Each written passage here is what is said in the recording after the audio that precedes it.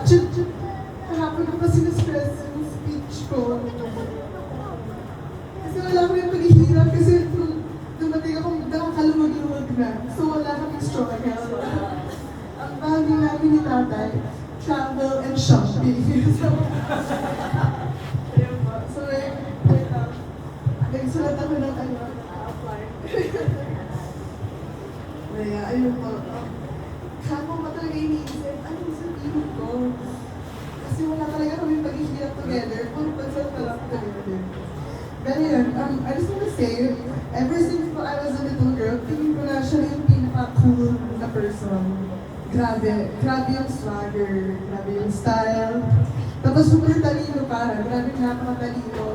Lagi yung tanda ko, whenever bibili ako ng bagong book, pagkakas ko babasahin niya, tapos di nababalik sa akin.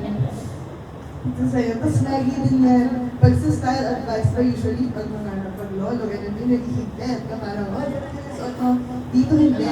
Kasi masabi na sa akin, ano, isa-shopping ko dito, you pick for me, tapos yung suotin ko. So yun yung mga memories na super tanda ko until now.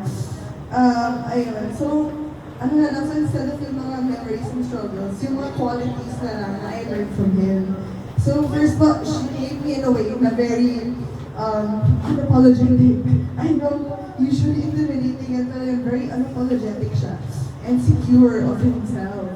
Alam yung paano mag-protect ng peace. Yung bago mauso yung mga quotes, Philip style na protect your peace, kasi hindi siya nag-take ng bullshit. I'm so sorry for the language. Pero hindi talaga siya nag-take nun.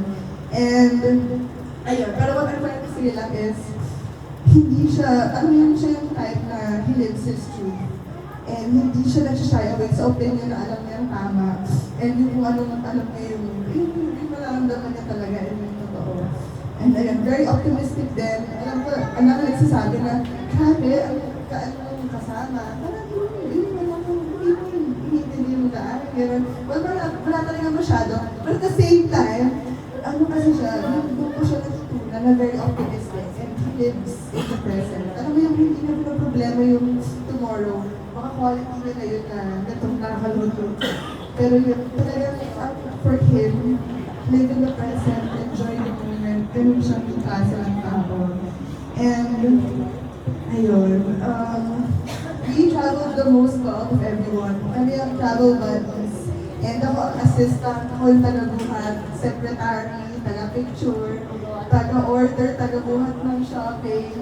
And ayun, out of everything, yun yung I miss ko the most is yung hassle of having him and enjoying going to places with him. And ayun, and I hope we all remember him as yung very cool person that lived his best life. Diba? Thank you.